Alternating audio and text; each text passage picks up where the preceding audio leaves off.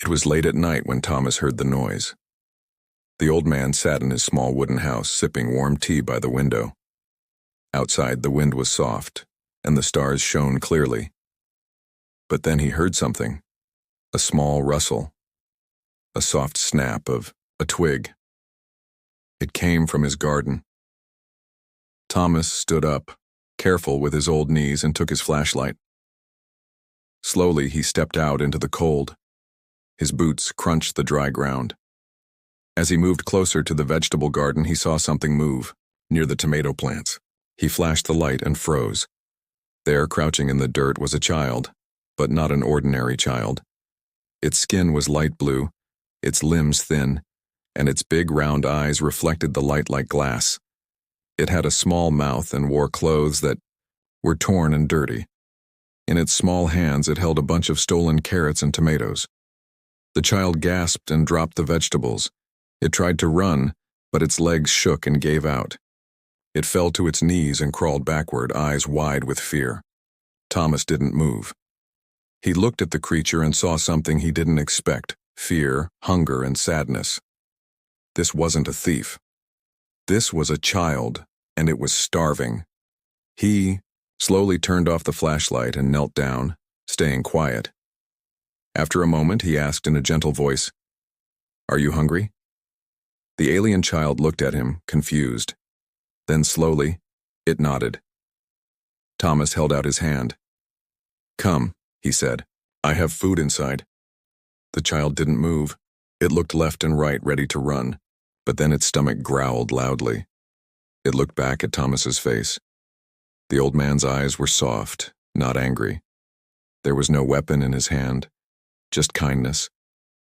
After a long pause, the child stood up, shaky and slow, and followed him toward the house. Inside, Thomas gave the child a blanket and sat it by the fire. He heated a bowl of soup and placed it on the table. The child sniffed it, then slowly ate. Its hands were shaking, but it didn't stop. It ate as if it hadn't eaten in days. Thomas watched quietly. He didn't ask questions yet. He just let the child eat.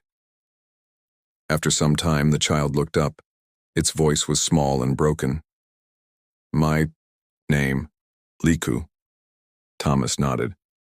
"Nice to meet you, Liku. I'm Thomas." Liku looked around. The house was simple but warm. There were pictures on the wall, of people, maybe family. The floor was clean and the smell of firewood filled the air. It was different from the cold woods where Liku had been hiding. "You live alone?" Liku asked. "Yes," Thomas said. "For many years now." Liku looked down at the soup, then at Thomas. "You not angry I take food?" Thomas shook his head. "You're just a child, a hungry one. You didn't come to hurt anyone." Liku's eyes began to water. He wiped them quickly, trying to be strong. "I lost. Ship crash. No family. I run. Hide. No food." Thomas felt something heavy in his chest. The world had changed so much since the aliens came. Some were friendly, some were not. But this was just a child left behind. "You can stay the night," Thomas said. "We'll figure out the rest tomorrow." Liku looked shocked. No one had spoken kindly to him in a long time. No one had offered a place to sleep. He had only known cold, fear, and hiding. Now suddenly, a warm room and a bed. He nodded slowly. "Thank you." Thomas smiled and stood up. "You finish eating. I'll get you some clean clothes." As he walked to the other room, Thomas paused. He looked back at the small blue child sitting at his table, wearing a blanket and holding a spoon with both hands. Something in his heart shifted. He didn't know what tomorrow would bring. He didn't know why this child had been left behind, but tonight he knew one thing for sure. No child, human or alien, should go hungry or be alone.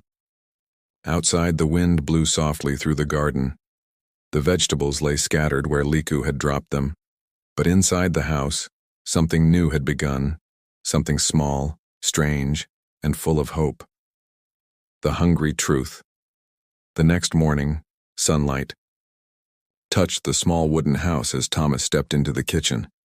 He didn't expect to find Liku awake so early, but the child was already sitting by the window, staring outside with wide, alert eyes. In one hand, Liku held a cup of warm milk that Thomas had given him before bed. He hadn't even finished it. Thomas moved slowly, careful not to scare him. "Did you sleep at all?" he asked softly. Liku didn't answer right away. After a moment, he whispered, "I hear noises. I thought maybe they find me." Thomas sat beside him. "Who's they?" Liku turned to him, eyes full of fear. "Bad ones. Not your people, my own." That made Thomas pause. Liku took a deep breath. His English was still broken, but his words were clear enough. "When ship crashed, I hide in trees. I wait for help. No one come. But later, some came. Other aliens. Not from my planet. Pirates. They take everything. They take others like me. I run away." Thomas listened quietly. He didn't interrupt. Every word from the child's mouth was heavy with pain. "I walk at night. I hide during sun. Too many humans. Too loud," Liku said. "But I see your garden. Food smells good. I could not stop." "You thought I would hurt you?" Liku looked at him with sad eyes. "Everyone runs from me, even animals. I look strange. I don't belong." Thomas shook his head. "That's not true. You're just different and scared. That's not something to be ashamed of." The boy lowered his head. "You still let me in?" "Why?" Thomas thought for a moment. Then he said, "Because once, many years ago, I was hungry too. And someone helped me. Now it's my turn." Liku's lips trembled. No one had spoken to him like this. No one had cared.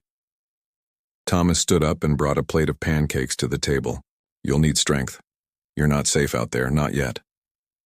Liku looked at the food but didn't move. "They might still come. The pirates. They catch me. They sell people like me." Thomas frowned. He had heard rumors. Aliens trafficking. Their own kind. It made him sick. But now the problem wasn't far away. It was sitting at his kitchen table. "We'll figure something out," Thomas said. "You're not going back out there. Not like this." Liku finally reached for the pancakes, and this time he ate slowly, not like last night when he was starving, but like someone who knew the food wouldn't be taken away. Later, Thomas brought out an old book filled with pictures of Earth animals. He showed it to Liku, who smiled for the first time. He pointed at a cat. "This one? Soft?" Thomas nodded. "Very soft." "What is this?" Liku asked, pointing. "At a cow." "That's where milk comes from." Liku laughed. It was small but real. But outside, the world was still watching. Thomas's neighbor, a woman named Gloria, had seen something strange through her window the night before. A figure, blue and small, running in the garden. She wasn't sure what it was, but she didn't like it, and she wasn't the only one talking. People in the small town had sharp eyes and faster mouths. Back in the house, Liku stood beside Thomas, holding the picture book close. "Do you think I can stay just for a little while?" Thomas looked at him and smiled. "You can stay, as long as you need." But in the distance, a drone hummed above the treetops, silent, watching, recording. The world was bigger than just one garden, and Liku's story had only just begun. Whispers and warnings, at first. It was just a few glances.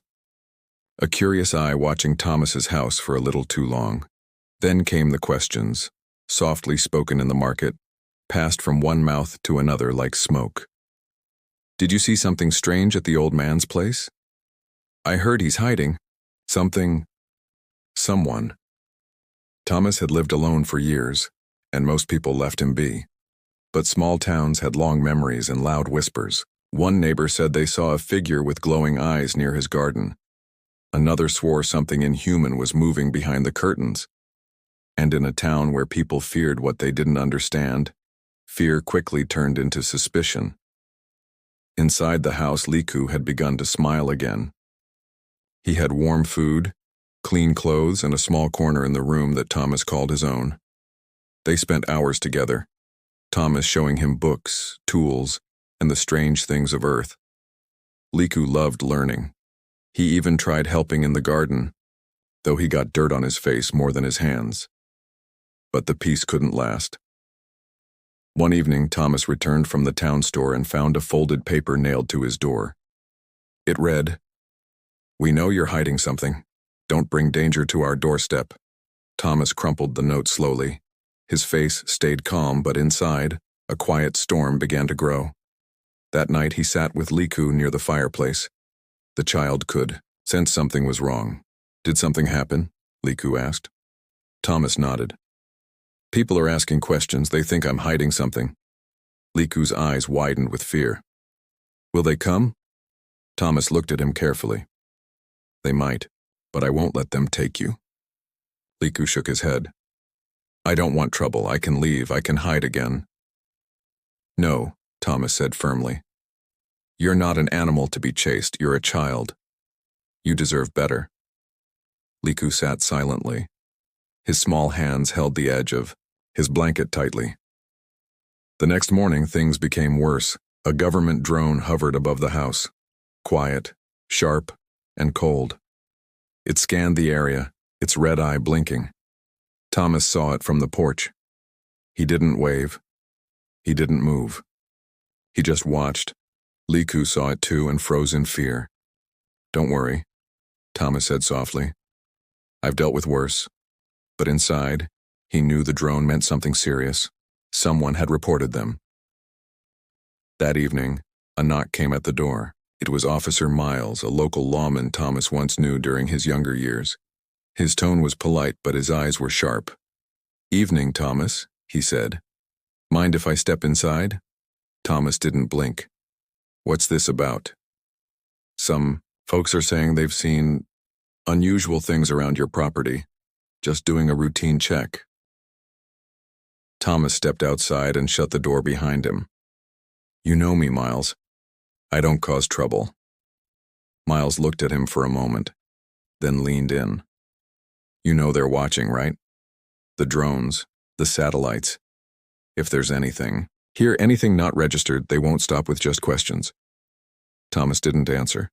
His silence was enough. Officer Miles sighed. "Keep your head down, old friend." When he left, Thomas stood alone on his porch, the sky dark above him. Inside, Liku waited by the window, watching with quiet eyes. The boy didn't ask questions this time. He just said, "They're coming, aren't they?" Thomas looked at him and nodded.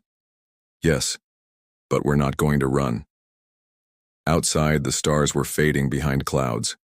Inside, an old man and a young alien sat in a silent room, knowing their quiet world had started to break.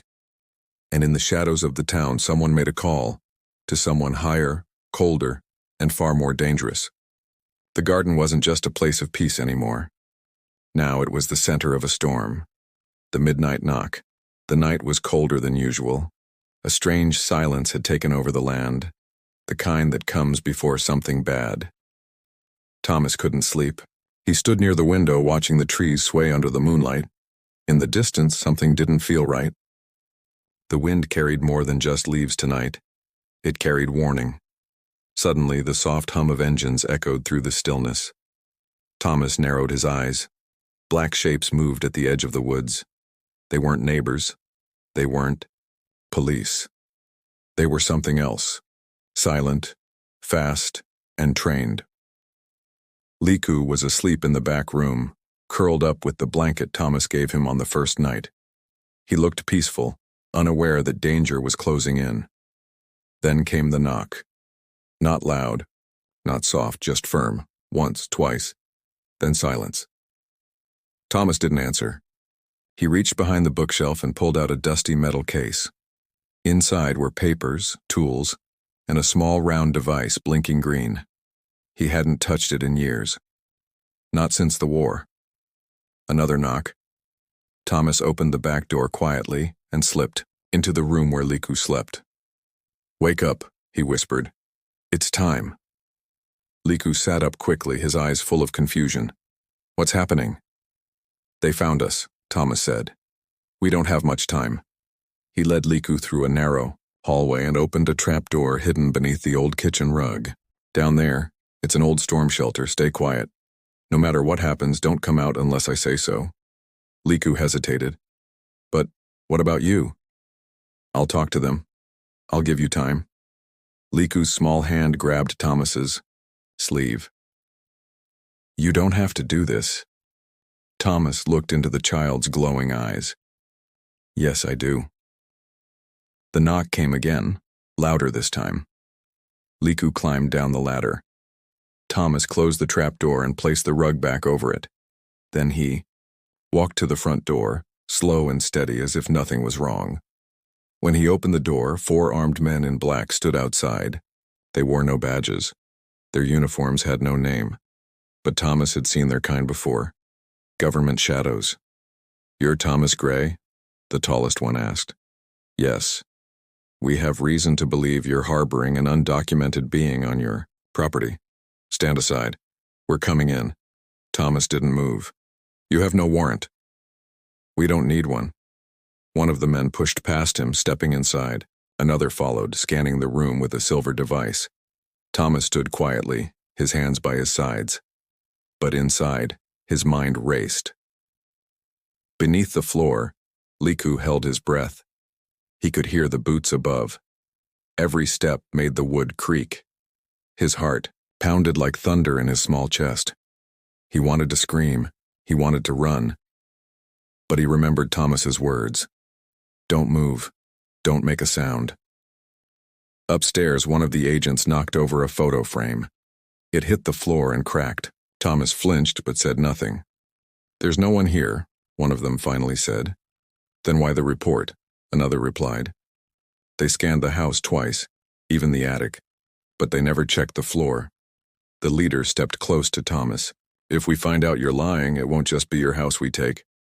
Thomas didn't blink. "Then I guess you better find some truth." The men left without another word. Their boots stomped down the steps and their ship lifted into the night sky like a silent ghost. Only after the sound of engines faded did Thomas move. He knelt down and opened the trap door. Liku looked up with tears in his eyes. "I stayed quiet," he whispered. Thomas reached down and pulled him up. "You did good, kid. You did real good." But deep in Thomas's heart, he knew this wasn't the end. They were testing him. Next time, they wouldn't knock. And next time, they wouldn't leave, empty-handed. A man's promise. The house was quiet again, but not in a peaceful way. It was the kind of silence that follows danger, the kind that watches and waits. Thomas sat at the table, his hands wrapped around a cold cup of coffee he hadn't touched. Liku stood by the window, peeking out through the curtains with wide, worried eyes. "They'll come back," Liku whispered. Thomas nodded slowly. "Yes. And next time they won't ask." Liku turned around, his small face pale with fear. "Maybe I should leave. Maybe it's better. They won't bother you if I'm not here." Thomas looked at him with tired eyes. "You think I care? About that? About being left alone again?" He leaned back in his chair and let out a long breath. "I've lived through one war, lost a wife, buried a son, and spent the last 20 years with no one to speak to but birds and the wind. Then you came." Liku said nothing. His tiny fingers clutched the edge of the curtain. Thomas stood up and walked to the wall. He pulled down a wooden panel, revealing something behind it. An old metal door. Liku stepped closer. "What is that?" he asked. Thomas ran his hand over the rusted surface. "An escape pod. Buried it during the last invasion, when Earth was almost taken. It's hidden beneath the barn. Not even satellites can detect it." "You kept a ship?" Liku said, surprised. "No," Thomas said. "I kept a choice." Liku looked up at him. "A choice?" Thomas turned to him. "A choice to help. A choice to act when it matters. I never used it before, but now it's yours." Liku shook his head. "I don't want to leave, not without you." Thomas smiled, a sad, slow smile. You have to. If they take you, you'll disappear. I've seen what they do to children like you. You don't belong in a cage. You belong in the stars. But what about you? Liku asked, voice trembling. Thomas put a hand on his shoulder.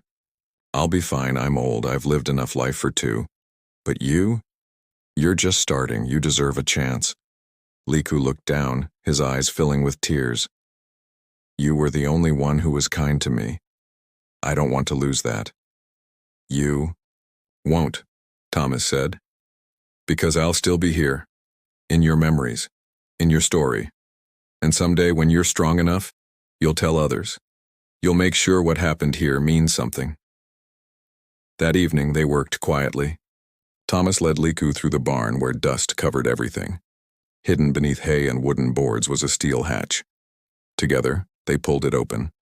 A narrow staircase led underground, into a chamber glowing faintly blue. The pod sat there, like a metal egg, waiting for flight. I never thought I'd use it, Thomas said, brushing dust off the control panel. But I kept it working, just in case. Liku placed his small hand on the cold surface. Will it take me far? As far as you need to go, Thomas replied. There are still friendly stations out there, people who'll help you. You just have to reach them. They spent hours reviewing the map, memorizing directions, checking systems. Liku learned fast. Too fast for a child, but Thomas knew hardship had made him grow quickly. Before the sun rose, everything was ready. But Liku couldn't sleep. He walked to Thomas's room, where the old man was sitting with an old photo in hand. It showed a younger Thomas, a woman, beside him and a little boy with bright eyes. Is that your family? Liku asked. Thomas nodded. Was. A long time ago. Liku sat beside him. Thank you for making me feel like I was part of something, even just for a few days. Thomas placed the photo down and looked at the boy. You were never just passing through, Liku. You were the reason I remembered what it means to care again. The sky outside was beginning to lighten. The moment was near. Thomas stood up slowly. It's time. But neither of them wanted to move. The old man and the alien boy sat in silence, both knowing what goodbye meant, neither ready to say it. Because some bonds, no matter how strange or short, feel stronger than anything else in the universe. The first warning was not a sound, but a feeling. Thomas stepped out into the morning air and stopped. The sky was wrong. It looked the same, but the silence was too thick, like the world was holding its breath. Birds were gone, the wind had died. And then, he saw it. In the far distance, just above the tree line, a sleek black aircraft hovered low. No lights, no flag, no sound. It wasn't here for a visit. They had returned. Inside the barn, Liku was already suited up. The small escape pod pulsed with quiet energy, waiting for the final command. Thomas entered quickly, closing the hatch behind him. They're here, he said, calm but firm. Liku nodded, eyes full of fear. Are you coming with me? Thomas shook his head. I can't. They'll follow you if I vanish too. But if they see me here, maybe they'll think you ran another way. Liku stepped back. No, I'm not leaving you to them. Thomas walked over, knelt down, and placed both hands on Liku's shoulders. Listen to me. You surviving. That's what matters. That's why I built this. That's why I kept it ready. I knew someday someone would need it. That someone is you. Liku looked away, blinking fast. But they'll hurt you. They won't get the chance, Thomas said quietly. Then he leaned in close and handed Liku a folded slip of paper. These are the coordinates. There's a station out there, hidden, safe. Ask for Commander Hale. Tell her Thomas Gray sent you. Footsteps echoed above the barn floor. Too late. Thomas guided Liku into the pod and sealed the door with one last look. No matter what you hear, don't come out, go, and don't look back. Above, the barn doors shattered open. Armed agents in black stormed in, shouting, On the ground now! But Thomas didn't move. He raised both hands slowly and smiled. Just an old man in a barn. No monsters here. A sharp whine filled the air, the pod powering up. The lead agent's eyes widened. He's launching something. Too late, Thomas muttered. The escape pod roared to life and shot upward through a hidden roof hatch, breaking into the open sky like a silver bullet. Light exploded through the barn as smoke and dust swirled. "Stop it," someone yelled. Too late. Bullets flew upward but hit nothing. The pod was already gone. In the chaos, one of the agents slammed Thomas to the ground. "Where's the alien?" Thomas laughed, a rough, tired laugh. "Far away, and safer than you'll ever be." They dragged him outside. His hands were tied. Blood trickled from his lip, but his eyes, they were proud, unshaken. Up in the sky, Liku watched through a small round window. The earth below grew smaller, but the memory of the man he left behind only grew stronger. His heart ached, but his path was clear now. As the stars drew closer, he unfolded the paper Thomas had given him. The coordinates shimmered in strange symbols. But at the bottom, written in shaky human handwriting, was one final message. "You're not alone anymore. Be brave." And so, with fire behind and hope ahead, the child flew through the stars, carrying more than just a story, carrying a promise. A garden among the stars. Years passed. The galaxy changed in quiet ways, like ice melting slowly under a hidden sun. Wars ended. Borders shifted. Treaties came and went. But on a quiet moon far from Earth, a new garden grew. Not of plants, but of peace. And in the heart of that moon stood Liku. He was no longer a thin, scared child. He had grown tall, his voice firm, his eyes steady like a star that never flickered. He wore a long coat marked with the symbol of the United Galactic Alliance. Around him were people, humans and aliens, working together, smiling, building. He was a leader now, but he never forgot. Every year, on the same day, Liku stood alone in a small greenhouse he had built himself. Inside it was earth soil, rich and dark. It had been hard to bring across the stars, but he did it. Because he had a promise to keep. Tomatoes, carrots, beans, and one wooden sign, placed carefully in the center. This garden fed more than one kind of hunger. On this day, he always spoke the same words aloud, even though no one else heard. "I remember you." Back on Earth, the world never spoke much of Thomas Gray. His name faded from records, his house was torn down, and the land was sold. No one talked about the old man with the quiet eyes who had once stopped a child from starving. But Liku never stopped remembering. He told the story to children across stars. He told it to leaders who thought power was only found in weapons. He shared it in meeting halls and over campfires again and again, always beginning with, "Once I was just a thief in a garden." Some didn't believe him. Some laughed. But most listened. Because there was something in his voice that touched even the coldest hearts. One day he returned to Earth, not in secret, but with honor. The alliance had changed, and the people were ready to hear the truth. He walked through the town where Thomas once lived. There was nothing left of the house. Only wind, weeds, and memories. But Liku had brought something. He stepped onto the old land, placed a small metal plaque into the ground, and whispered, "You didn't just save me. You changed the future." The plaque read, "Here lived a man who gave kindness when it was most needed. He saw a child, not a threat. He saw hunger, not danger. And through that, he planted something bigger than any seed, hope." That night, as stars shimmered above the field, Liku stood alone once more. But this time he didn't feel alone. Somewhere, deep in the universe, or perhaps only in his heart, he could almost hear the voice of the old man again. "You did good, kid, real good." And Liku, leader of many worlds, smiled like he once did as a boy sitting by a fire, holding a bowl of soup in trembling hands. Because in the end, one kind act had changed everything. and the stars would never forget.